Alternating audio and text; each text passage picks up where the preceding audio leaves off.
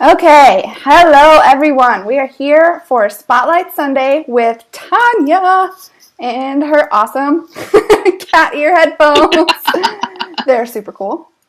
So, Tanya is amazing, and we will just go ahead and get started. So, I don't need her to say her name because I already said it, and it's at the bottom of the screen. But wait, but that's the question I knew. that's the one you knew. Well, you can say your last name. I didn't say that. I didn't spoil that surprise.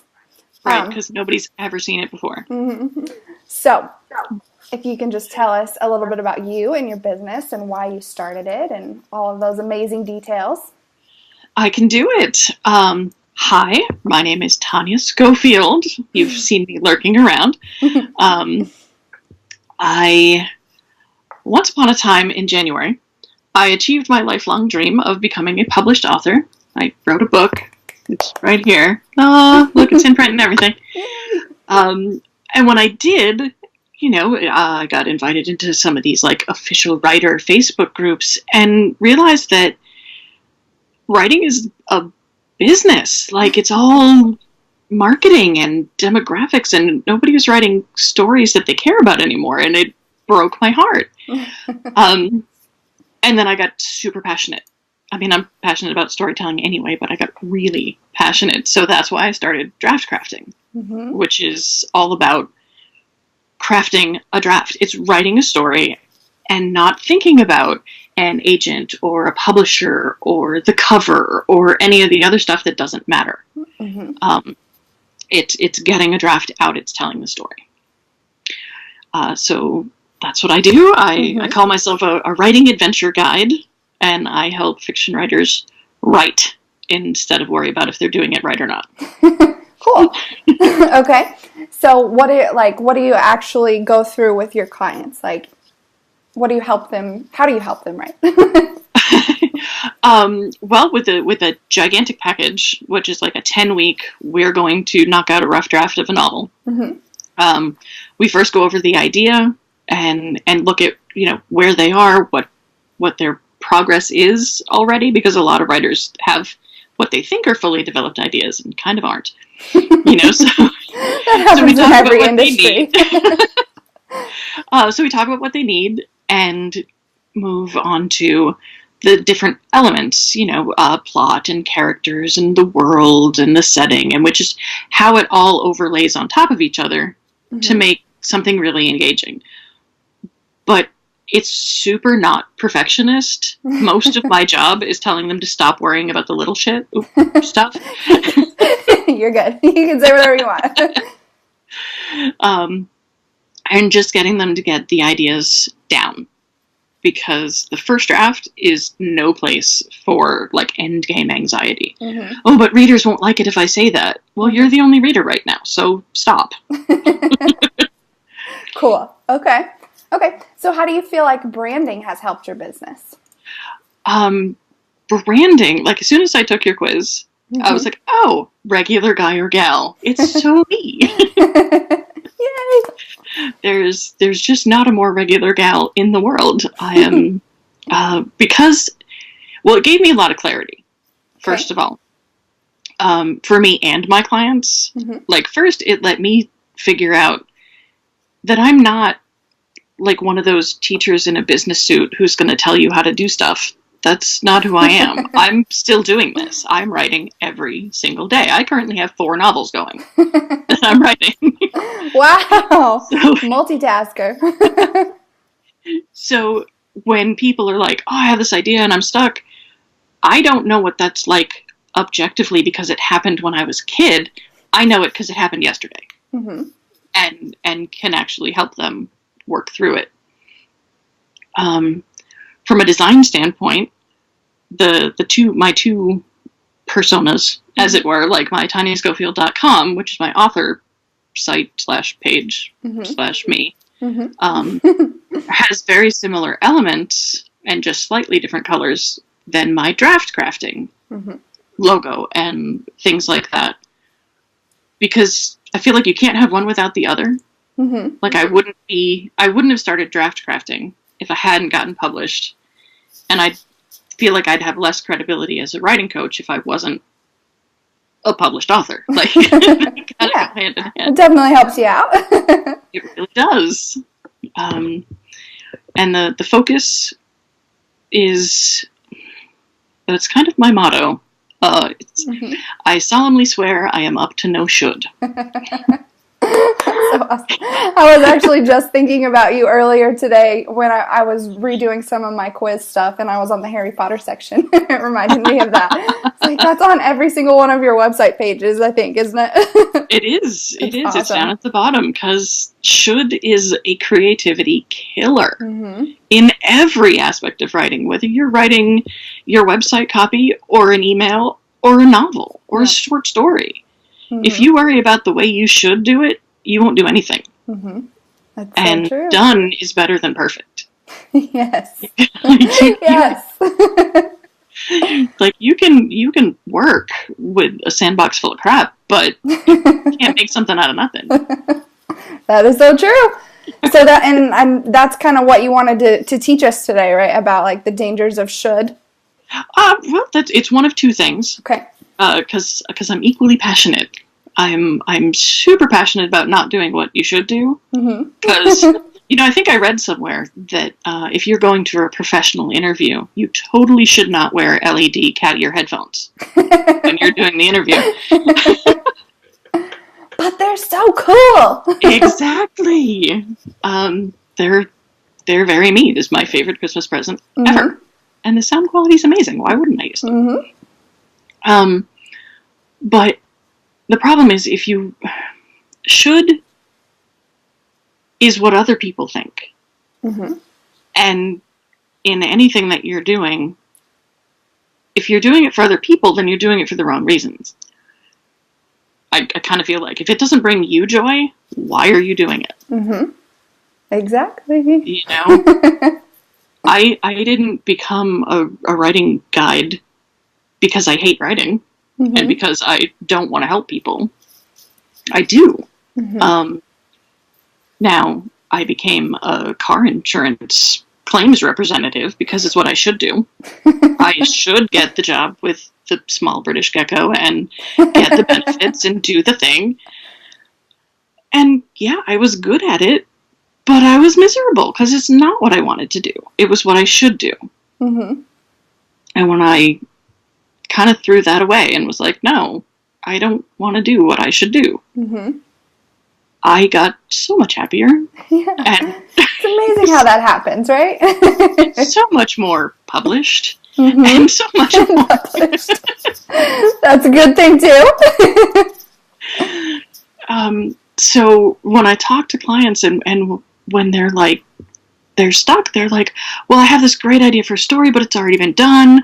Or so-and-so told me that it's too much like this other thing, so I shouldn't even write it. Well, no. That's not how it works. Yeah. You write it and then you make it different. But if you can't be paralyzed by other people's thoughts, right? Especially, and half the danger of should is because it's not somebody actually telling you shouldn't do it. It's you thinking, oh, I shouldn't do that because they're going to think this. Well, now you have no data at all. And are censoring yourself based on what you think people might say. And that's a gigantic waste of time. Yes. Yes, it is. But then and that also ties into my biggest passion of all is storytelling and the importance of stories and the fact that that's what makes us human. Think about it. Novels and screenplays and the news and advertising and religion and history and science. It's all us just telling each other stories about what happened or what is happening or what could happen. People don't connect to other people. Like, I could see you in the grocery store and not feel a connection. But, if you dropped the milk and made a mess, I'm like, oh, I'm a klutz too. I'm totally in. Yeah. I'll help you clean it up, and now we have a connection, and we have a shared story, and that's how things grow. Humanity is about connection through story. And that's why, like, certain copy on websites and stuff, if they're using all the right buzzwords and Google's paying attention to them, well, that's great. But where's the story? Mm-hmm.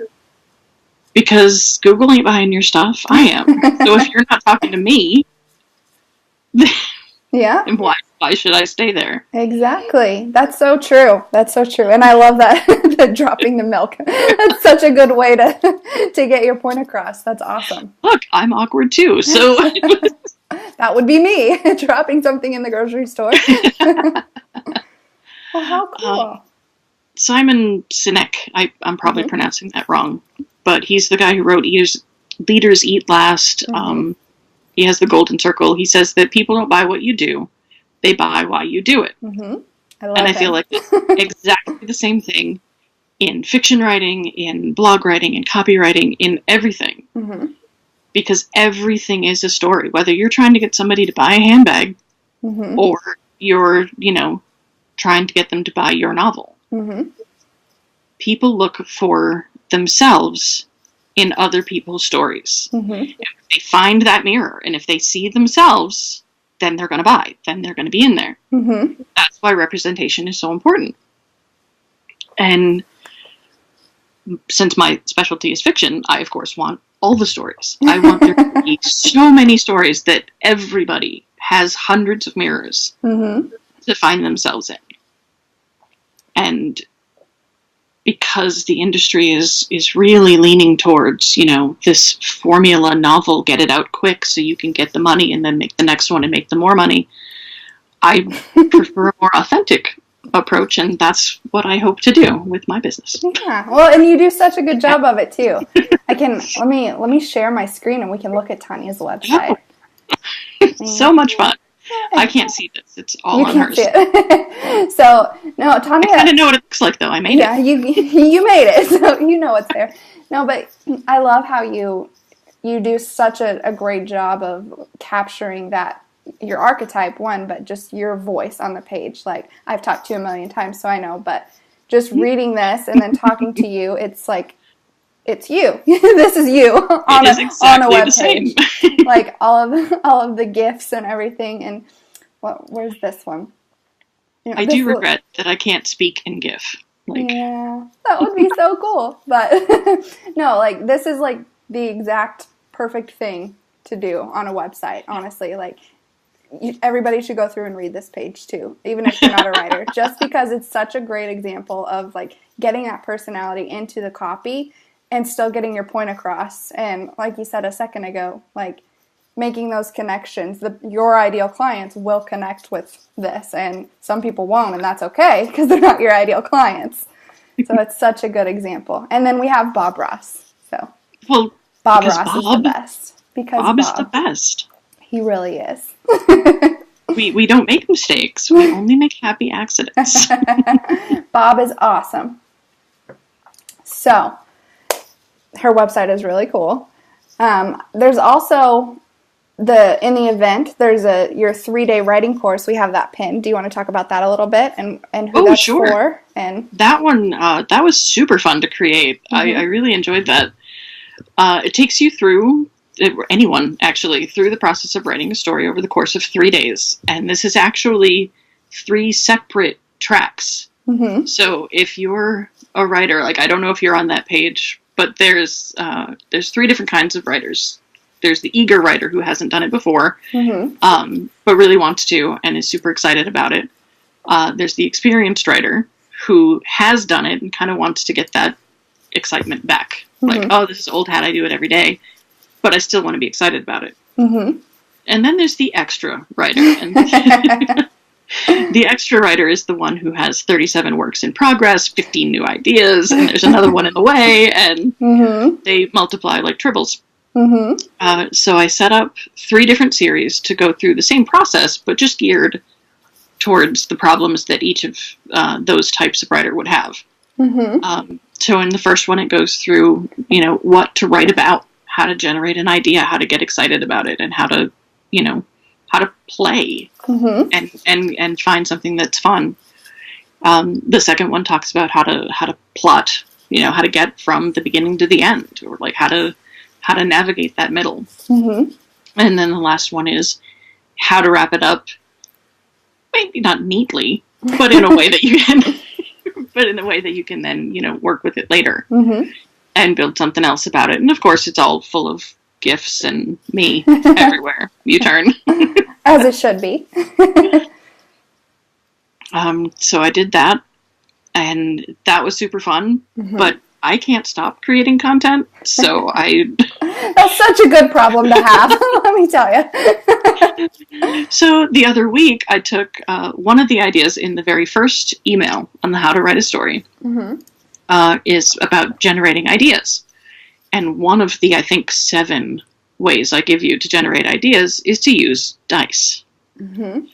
I took that idea and wrote a 40-something page book. Just no big deal. Just a 40-page book. I just wrote a book. It's fine. It took me, I don't know, a week and a half. And I wrote an entire book of over 40 dice-based generators. Wow.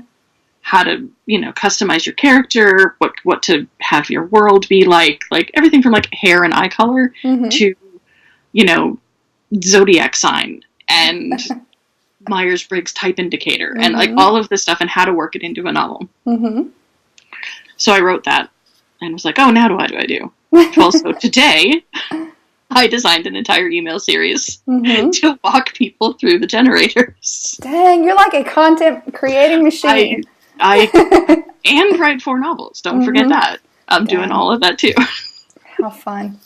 How fun. But you can tell you're so passionate about it and it's so fun and exciting for you. It's not like a lot of people are, a lot of people are like, oh, I can't create content. It's so hard. I hate this. And like, that's so awesome. Everything is content if you can tell a story about it. That's the whole point.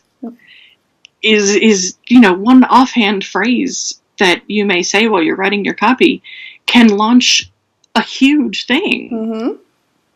Everything is content because everything is story. That's what I'm trying to get people to understand. Yes. And that's so true. That's so true. I love it. That's awesome. That's amazing. So do you want to talk any more about your book? Because I know it's not just one book. Like, oh, no. You held it up real quick and then put it right back down. But this is book 1 in the Melody Song trilogy. I am currently, one of the 4 novels that I'm working on is book 2. I'm doing the edits, my publisher's edits for book 2. That will be released on August 7th. And then book 3 is slated for the beginning of 2019. I have... That's so fast. That seems really fast. Well, that's because I had the whole story written. That's another thing that I talk about in my course. Just tell the damn story. Write the story first. Exactly. A lot of writers get really worried. They're like, oh, this is too long, or oh, this is too short, or oh, no publisher's going to get it. I wasn't worried about that when I was writing Melody Song. I was just telling her story. Yeah. So when it finished, it was way too long for traditional publishing, but I didn't care. Just break it I'm into a honey 3. badger. I don't care. But so then, I'd spent a year and I kind of split it up. And, oh, look, this story that I wrote kind of suits a trilogy really well. And then, half into a bottle of Riesling, I saw a Facebook ad for a publisher and got brave. And thus, I was published. That's amazing. That's so amazing. But while I'm doing that, I'm writing a completely new one and editing the one I wrote last November. Because November is National Novel Writing Month, and I do that every year. I write a book every November. Wow. So, I've done it for 11 years now. That's so cool. I'm like learning about this whole new writer's world. See? Because stories, man. You just tell stories. Yeah. Well, and like you said earlier, it applies to everything in your whole life, not just business and not just fiction writing and everything. Everything is a story. And think about the products that you buy or the commercials that you gravitate towards and you like. The ones that we watch on Super Bowl Sunday are the ones that tell us a story. And it could be a funny story and it could be a tearjerker story. But we remember them because they're stories. And that was kind of my approach to copy before I found your quiz, before I took the brand, the was to tell the story. This is my story. This is what I want. And, you helped me narrow it down and get super clear on stuff. But everything, I'm going to say it a million times, everything is story. It's so true. You got to say it a million times. Anyone can tell a story. Anyone. Yeah, that's something you haven't really talked about yet, but I've heard you say before, like, people are scared to... Yeah, everyone's like, oh, I can't possibly write, or nobody wants to hear my story. There are 7 billion people on this planet. Somebody wants to hear it. I guarantee. Yes. But you don't have to have a degree in writing or journalism. I don't have a degree in journalism. I managed 2 newspapers for a couple of years. Because you just figure it out. The words are there, and like I said before, finished is better than perfect. So even if it's an imperfect story, even if it's flawed or missing some pieces, well, you can always go back and put those in later. But you have to just take that first step. Like, do the overused stuff. So it was a dark and stormy night. Once upon a time. Just start somewhere. Just start somewhere. I mean, think about it this way. I saw this in a meme.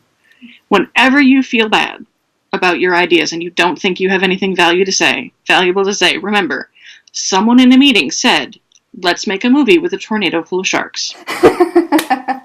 Oh my gosh, those are so stupid. My husband loves them though. He watches them. I've seen all of them except the last. They're so dumb, but he loves them. Like, you're right. People, like, somebody will love it. Somebody will love it. You just have to do it. Yeah. And I can help you do it. So. Yep. And you're so good at it too. Like, seriously. And you'll definitely laugh. Yeah, you'll definitely laugh. Always be laughter. Well, and your stuff is so cool too because you're the perfect representation of give value first. Like, you can write a whole freaking novel before you ever pay Tanya a penny. Like, with her free value she gets. Like, it's amazing. It's my content problem. I just can't stop making it. But I mean, that's a good problem to have. So imagine the value people will get if they do work for you. Like, blow your mind. So that's awesome. The idea. Yes. Anyway. Oh my god, I had so much fun setting up like the 10-week program. Like, there are lessons and there are handouts and there are like activities and it's just so much fun. I love doing it. That's awesome. That's awesome. Well, and I'm sure your ideal clients love it too. So remind me, like, I know you are, is it young adult fiction? Is that yes. Okay. Well, I am genre fluid. Thank you very much. Oh, yeah. I will not, I don't like labels. That is on your website. It is. I remember seeing it because I pointed it out and laughed that it was awesome. Because it's genre fluid. Yeah. This particular trilogy, here I'm going to show it again because third time's a charm. Like, This particular trilogy is young adult fantasy. There are some adult themes. Don't give it to your 12-year-old. Unless they're really disclaimer. It's actually, I've been told that it's more geared towards adults who read young adult, and there's a lot of us who read young adult fiction because it's not as stodgy as grown-up fiction. Okay, cool. But your packages, and you work with any I'll work with anybody. Yeah. At this point, I don't know, I feel like the premise is the same, but I prefer fiction because it's just, there's so many possibilities. Yeah. You can tell every truth in the world in fiction. Well, and like you were saying earlier, a lot of it's around like character and plot and like all of those things that's not really a part of nonfiction usually, but you could, yeah. Well, and it's in what order do you tell people, like, are you Tarantino? Do you bounce all over the book, or do you tell it in order? Like, and that voice, that thing that is so specific to the author. That, thank you for bringing that up, because that's kind of what I pride myself on. I don't tell anybody how to do anything. Because, bitch, I just figured it out. But what I do is help them find a way that works for them. Mm-hmm. So if they want to write the scenes in order, then I can support them in doing that and tell them, how to layer stuff in. If they're like, only want to write the scenes that they're inspired to write, we can work with that too, and we can stitch them together later. Mm-hmm. It's whatever works for them. That's awesome. Because there's approximately 400 million books on how you should do it. Mm-hmm. I've read approximately 200 million of them, and they all say the same thing. You should follow this plan, or you should take these steps. And that might work for the author, and it might work for his target audience or her target audience. Mm-hmm. But my target audience doesn't really fit a lot of shoulds. Yeah. Well, and that's just another parallel. Like, obviously, I'm branding, and you're knowing your ideal clients and knowing your audience and what works for them or not is like step one. Mm-hmm. So just like with everything else, know your audience. And that was actually my hardest step when I was going through and working with you. Mm-hmm. was defining my ideal client, because I only knew what they weren't. Mm-hmm. But when I talk about characters and I talk about story and everything, finding what doesn't work is just as important as finding what does, because you can use the negative space to shape what's there. Mm-hmm. Like, I hear rumors that Edison found 100 things that didn't work before he invented the light bulb, and it worked out pretty well for him. So, yeah. Pretty well for him, yeah. That's fun. Well, that's so exciting. So we've talked a ton about really awesome stuff today. And I know we're supposed to keep it short. I'm so sorry. No, you're totally fine. I have them all scheduled for an hour, and it's just kind of, we want valuable information. So, well, hopefully I didn't waste anybody's time. No, all of it was super valuable. So that's what we're going for. So that's awesome. So unless you have anything else to say, I thank you for watching. Yeah. And not laughing at me too much. No, and your awesome headphones are like attracting everybody, I'm sure. Well, hold on, because they can do all kinds of stuff. They change color. They change color. That's awesome. How fun. Well, cool. So I will put in the comments section a link to Tanya's website and everything, and her book if you're interested in that. And if you are a writer, a great gift. Yeah. If you are a writer, you definitely need to check her out, because like I said, her free stuff is effing amazing. Like, it'll blow your mind. Even if you don't know if you want to write a story or not, just give it a try. You may find out that you love it. And I mean, don't if you don't want to, but like, it's cool. And so I made it, and it's neat. It is really cool. And it has lots of gifts, just like everything else you do. Gifts are amazing. Oh, and I think one of them, I forget which one, actually has a link to a short story that I wrote that my daughter illustrated. Yeah. All about should. Yes. And I've seen it, and it's adorable and amazing. And it's worth it just for that, for real. Because again, I just make content. It just comes out. That's awesome.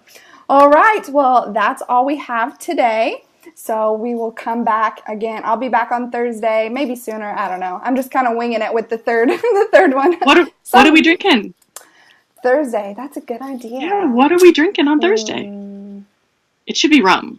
It should be. Okay, so I'll think of an R word for something to talk about. I can do rum. Okay, so I'll be thinking about that. If anybody else or Tanya has any ideas on what you would like to talk about on Thursday, I'm always open to ideas. Well, cool. Okay. Well, we'll talk soon. Thank you so much for having me. This has been really way more fun, because I was terrified, and this was really easy. So everybody who's thinking about doing it, totally do it. Yay. It's awesome. Yes, that's so... Oh, that's exactly what I want to hear. I'm so excited. Okay. Everybody have a good evening, and we will talk soon. Bye.